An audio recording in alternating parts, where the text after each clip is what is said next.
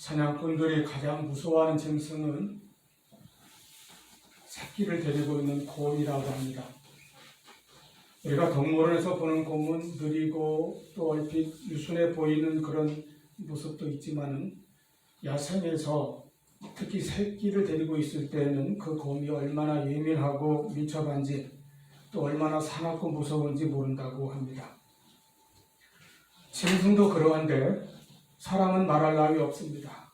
자녀를 위해서라면 부모는 못할 일이 없습니다. 오래전에 아들이 근이영양증이라고 하는 희귀병에 걸린 아버지의 사연을 들은 적이 있습니다. 이 병에 걸린 아들이 이름 그대로 근육에 점점 힘이 빠져서 결국 자기 몸도 혼자 가누지 못하게 되었습니다. 그러니까 혼자 걷지도 못하는데 그 아들을 아버지가 업고 산에 데리고 가는 것입니다. 혼자서는 바깥 활동도 하지 못하는 아들이 때만 되면 자꾸 밖에 나가고 싶어하고 특히 산에 올라가서 경치를 바라보는 것을 그렇게 좋아하니까 아버지가 업고 다니는 것입니다. 어느덧 20살 청년이 되었는데 발육이 좋지 않아서 한 50kg 정도 된다고 해요. 그래도 얼마나 무겁습니까? 그런 아들을 나이든 아버지가 업고 가는 것입니다. 이 아들은 지적 장애까지 있어서 아버지가 자기를 업고 가는 것이 얼마나 무겁고 힘든 일인지를 모릅니다. 그래서 시도 때도 없이 나가자고 하고 산에 올라가면 그저 즐거워하기만 합니다. 아버지는 힘든 내색 한 번 없이 800m가 넘는 산을 올라갑니다. 돌밭길도 걸어가고 가파른 오르막길도 올라가고 숨 쉬는 곳조차 힘들어 보이고 온몸에 땀이 비오듯 쏟아지는데 죽을 힘을 다해서 올라가는 모습을 본 적이 있습니다. 자식의 고통을 조금이라도 덜어줄 수 있다면 부모는 사선도 넘어갈 수 있다고 합니다. 오늘 본문에도 그런 절박한 심정을 가진 안타까운 아버지가 있습니다. 그의 아들은 어릴 때부터 몹쓸 병에 걸려서 고통을 받아왔습니다. 더러운 귀신이 들려서 오늘날로 하면 간질과 같은 그런 증세를 일으키는 것입니다. 그래서 발작을 하고 거품을 흘리고 이를 갈며 쓰러지고 팔이 해지고 심하면 불에도 뛰어들고 물에도 그냥 거침없이 빠지는 그런 행동을 합니다. 이런 불쌍한 아들을 지켜보는 부모의 심정은 어떻겠습니까? 아마 그 아들을 고쳐보려고 온갖 노력을 다 쏟았을 것입니다. 그러나 당시 의술로는 어찌할 도리가 없었습니다. 아무 데서도 고침을 받지 못하고 심한 괴로움 가운데 지내다가 마지막으로 예수님의 소문을 듣고 예수님을 찾아왔습니다. 그런데 하필 그 시간에 주님은 산 위에 올라가 계셨습니다. 바로 변화산에 올라가셨던 그 시각입니다. 그때 예수님께서는 12명의 제자들 가운데서 베드로, 야고보, 요한 이렇게 세 사람을 데리고 올라가셨고 산 아래에는 9명의 제자들이 남아있었습니다. 그래서 그 아버지가 남아있는 제자들에게 자기 아들을 좀 고쳐달라고 간곡히 부탁을 했으나 제자들은 그 소년을 고치지 못했습니다. 그러자 서기관들이 기다렸다는 듯이 제자들을 비난하고 공격하고 나섰고 무리들은 그들을 에워싸서 수군거리기 시작합니다. 소년의 증세는 여전하고 아버지는 더욱 절망에 빠졌고 제자들은 어찌할 줄 모르고 곤경에 빠져 있는 그런 때에 이제 예수님께서 산에서 내려오셨습니다. 그 변화산 위에서 3명의 제자들이 본 광경은 예수님이 얼마나 영광스럽게 변화되셨는지 모릅니다. 모세와 엘리야가 나타나 주님과 더불어 대화하는 장면도 보았습니다. 오죽했으면 베드로가 주여 여기가 좋사오니 그저 여기다 초막 셋을 짓고 그냥 살고 싶습니다. 이렇게 말할 정도였어요. 산 위에서는 그러했는데 산 아래로 내려오자 그곳의 광경은 한마디로 인간의 고통의 현장이었던 것입니다. 귀신 들리고 병에 걸린 소년의 고통이 있고 그 아버지의 가슴 찢어지는 고통이 있습니다. 또한 이를 고쳐주지 못하는 제자들의 무기력한 고통도 있었습니다. 무리들은 수군거리고 서기관들은 비난하고 있는데 예수님께서는 그들을 향하여 믿음이 없는 세대여 이렇게 탄식하시고 그 아이를 데려오라고 말씀하셨습니다. 그래서 데리고 오니까 예수님 앞에서 또 귀신에 괴롭히는 역사가 일어납니다. 그 아이가 심히 경련을 일으키고 땅에 엎드러져 구르며 거품을 흘립니다. 주님께서 언제부터 이렇게 되었느냐 물으시니까 대답하기를 어릴 때부터입니다. 귀신이 불로 또 들어가게 하고 물로도 빠뜨리고 일어나도 지독한 상태를 어릴 때부터 지금까지 보아왔다는 것이에요. 그래서 아버지가 말합니다. 그러나 무엇을 하실 수 있거든 우리를 불쌍히 여기사 도와주옵소서. 23절 주님께서 말씀하십니다. 할 수 있거든이 무슨 말이냐? 그 말을 고쳐야 한다는 것입니다. 할 수 있거든 그 말, 그리고 그런 말이 나올 수밖에 없었던 그 마음의 생각, 즉 믿음의 문제가 잘못되었다는 것입니다. 믿는 자에게는 능치 못할 일이 없다고 하셨는데 그것은 무슨 뜻입니까? 지금은 그 아버지에게 믿음이 없다는 뜻입니다. 믿음이 잘못되었다는 뜻입니다. 그 잘못된 믿음을 먼저 고쳐야 한다고 주님께서는 말씀하셨습니다. 모든 것은 근본적으로 믿음의 문제입니다. 이 사건에서 예수님께서 지적하시는 말씀을 보면 전부 믿음에 관한 것입니다. 먼저 19절에서 믿음이 없는 세대여 하고 그곳에 있는 무리들 전체에 그 불신앙을 책망하셨습니다. 그리고 23절에서 이 아버지의 믿음을 지적하셨습니다. 아주 연약하고 갈팡질팡하는 믿음입니다. 마지막으로 같은 사건을 기록한 마태복음 17장 20절 보면 제자들이 물었을 때에 이르시되 너희 믿음이 작은 까닭이니라 하면서 역시 제자들의 믿음을 말씀하셨습니다. 지금 이 자리에서 가장 절박하고 가장 괴로운 당사자인 그 아버지까지도 간절함은 있는데 그 믿음은 예수님께서 보실 때에는 무언가 부족했던 것입니다. 뭔가 잘못됐던 것입니다. 주님께서 우리에게 원하시는 것은 믿음입니다. 철저한 믿음입니다. 그 아버지께서 원하신 것도 믿음이고 제자들에게 가르치신 것도 믿음이었습니다. 주님께서 이 땅에 오셔서 많은 병자들을 고쳐주셨는데 그때에도 먼저 그들의 믿음을 보셨습니다. 그리고 그들이 믿음으로 나왔을 때에 내 믿음이 너를 구원하였다 또는 믿음대로 될지어다 말씀하시고 그들을 고쳐주셨습니다. 본인의 믿음을 확인하시고 믿음이 없으면 믿음을 갖게 하시고 믿음이 약하면 분명한 믿음을 갖게 하셨습니다. 그 본인이 어린 자녀이면 그 부모의 믿음이라도 보시고 역사하셨습니다. 수로보니게 여인의 믿음은 딸의 병을 고쳤습니다. 백부장의 믿음은 멀리 떨어져 있는 하인의 병을 고쳤습니다. 내 친구의 믿음은 중풍병자의 병을 고쳤습니다.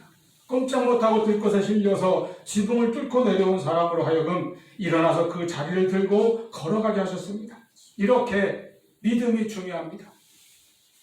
믿음이 주님의 능력이 임하는 통로가 되었던 것입니다. 그래서 항상 주님은 믿음을 찾으셨고 믿음을 보셨습니다.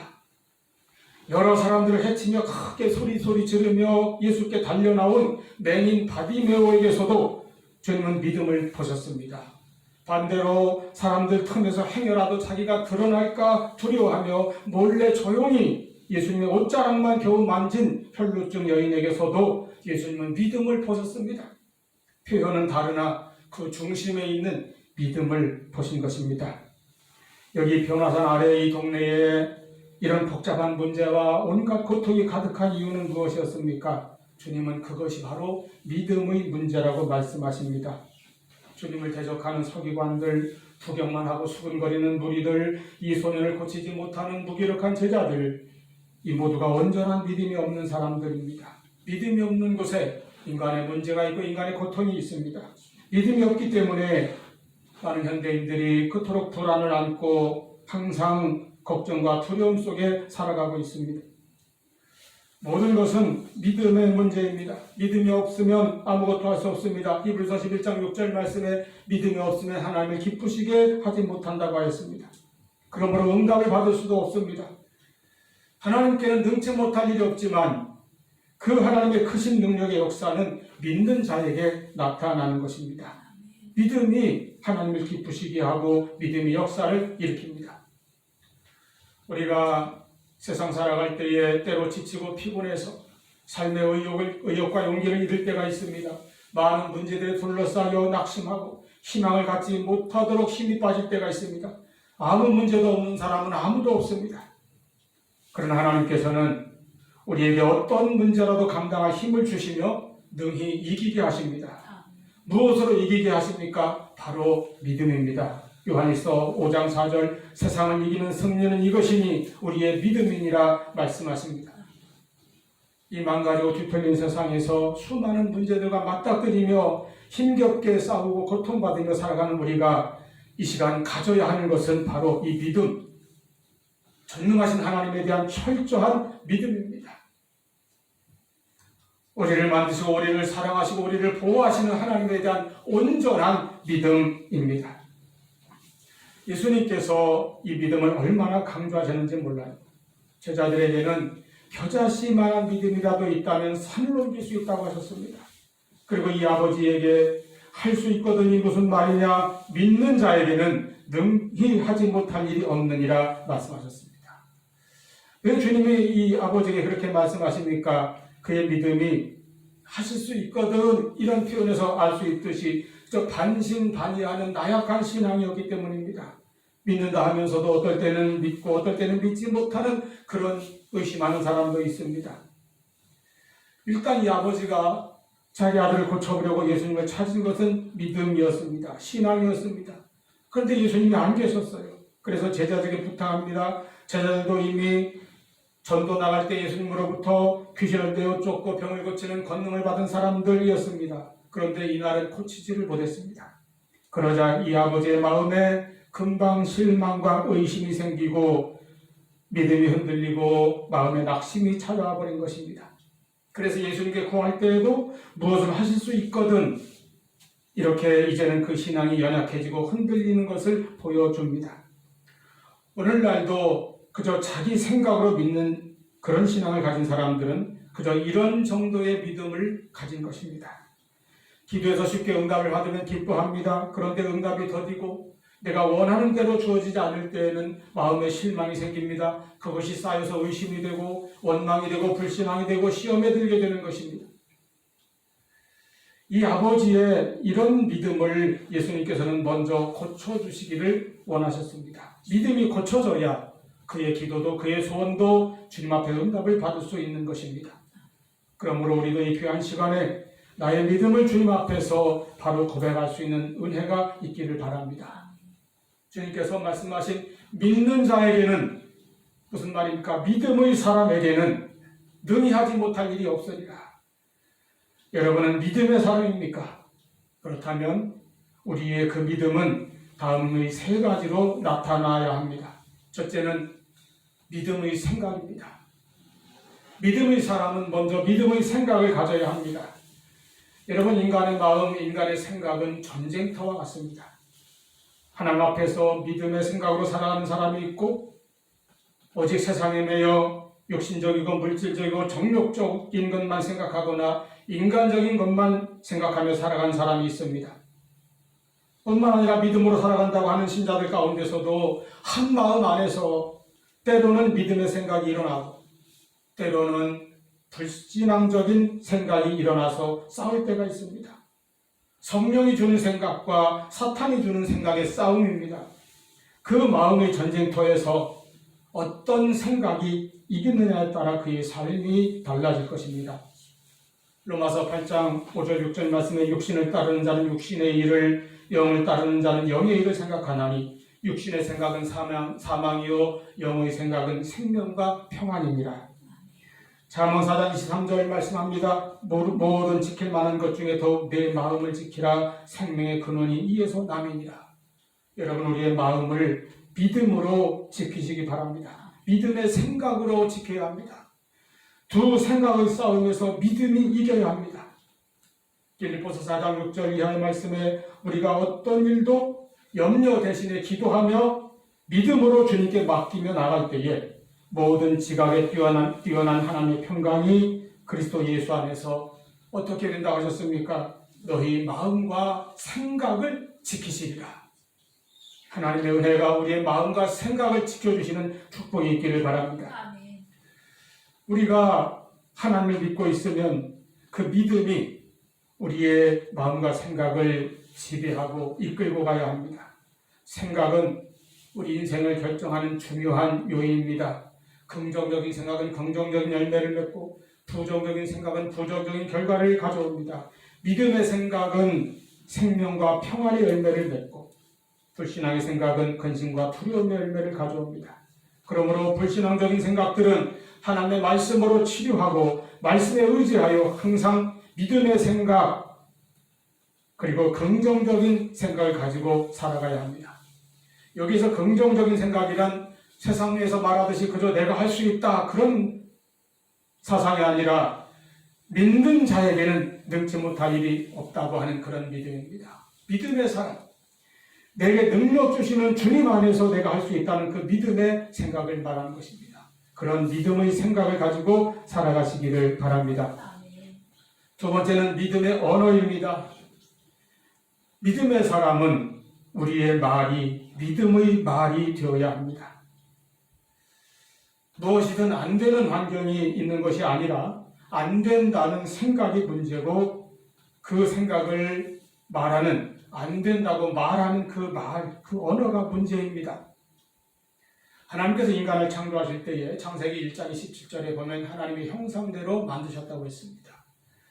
여기서 형상이란 무엇입니까? 하나님은 영이시기 때문에 눈에 보이는 외적인 모습을 말하는 것이 아닌 것은 분명합니다. 그렇다면 하나님의 형상은 무엇입니까? 성품이라든가 내적인 어떤 특성 같은 것일 것입니다.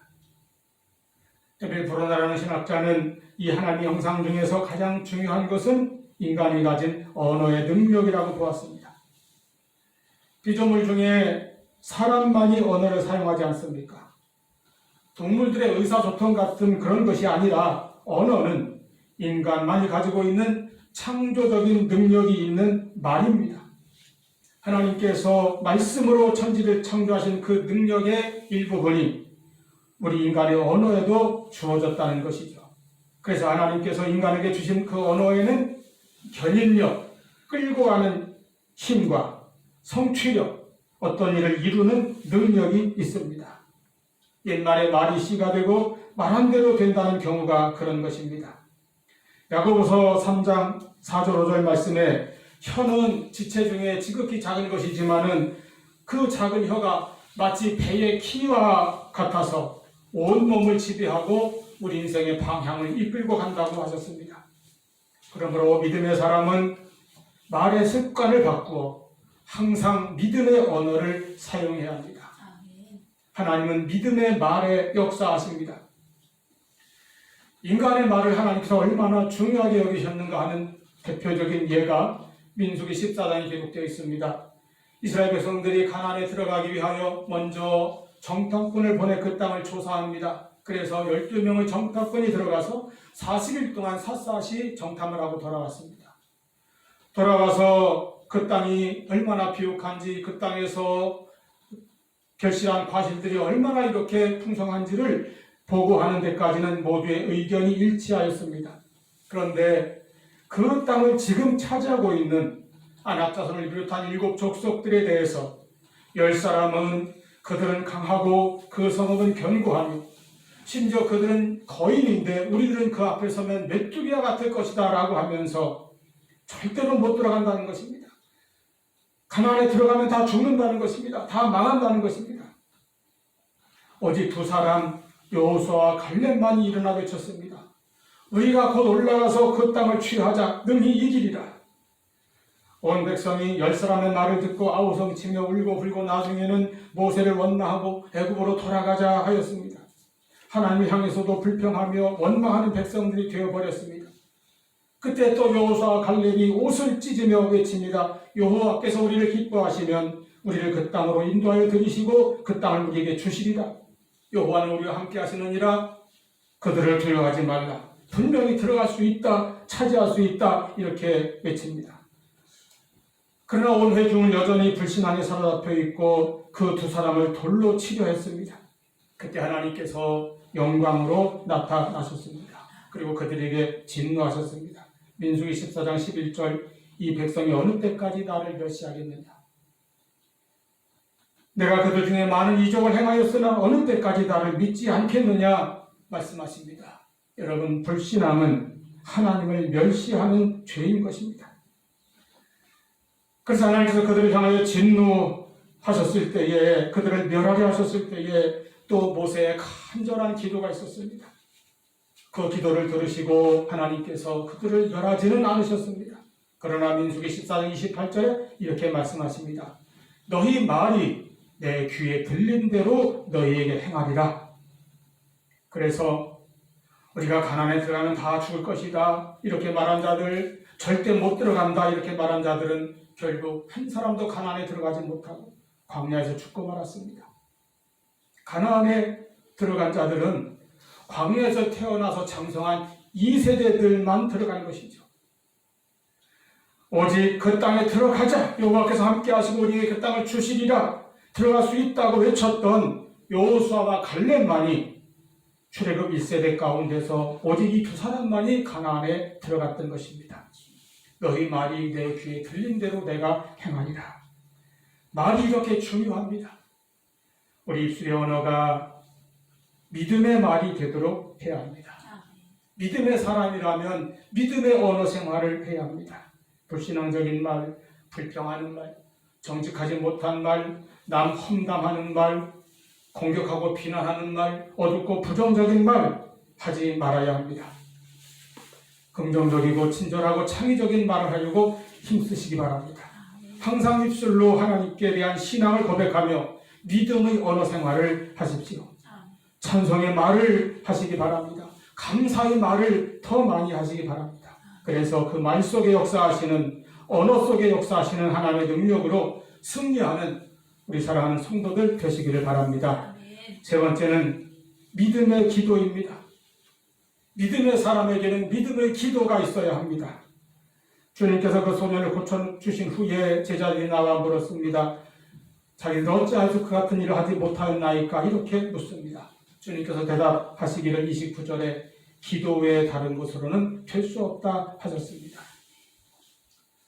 사실 22절에서 이 아버지가 예수님께 구한 것도 기도지요. 그런데 그 기도가 어땠습니까? 그의 절박함, 그의 간절함에 비해 그의 기도는 믿음의 기도가 되지 못했습니다. 무엇을 하실 수 있거든 도와주옵소서.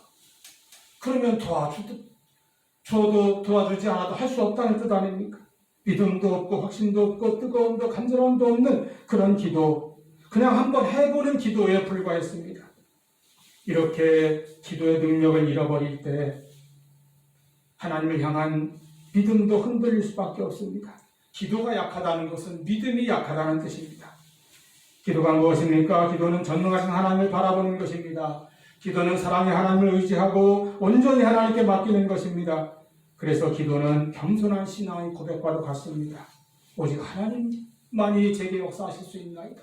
오직 하나님만이 이 문제를 해결하실 수 있나이다. 하나님께 맡기는 것입니다. 베드로전서 5장 5절에 하나님께서는 겸손한 자에게 은혜를 베푸신다고 하셨습니다. 그러므로 우리가 기도할 때에 그 겸손한 믿음을 오시고 하나님께서 도우시는 것입니다. 기도는 우리의 신앙 고백이요 성도의 승리의 비결이며 전능하신 하나님의 도우심을 받는 통로입니다.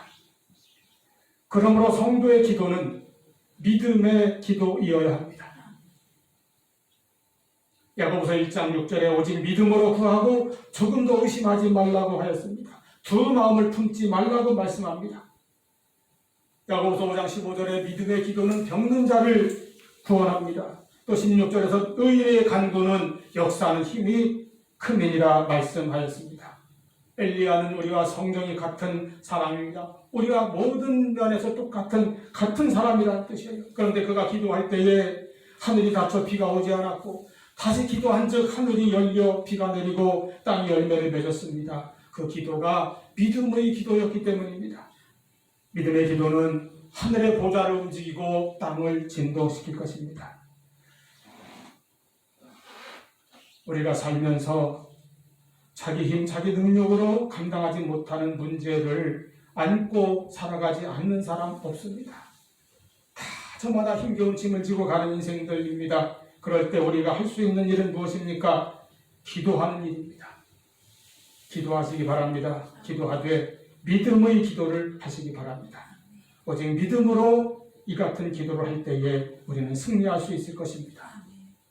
실망과 낙심을 소망으로 바꿀 것입니다.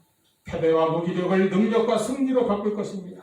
이 믿음으로 하나님께 영광 돌리는 성도들 되시기를 바랍니다. 이 험한 세상 속에서 우리는 연약합니다. 그러나 하나님께서 함께 하셔서 우리는 능히 하지 못한 일이 없습니다.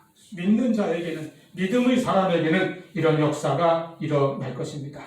믿음의 생각, 믿음의 언어, 믿음의 기도로 승리하는 우리 모두가 될 수 있기를 축원합니다. 기도하시겠습니다.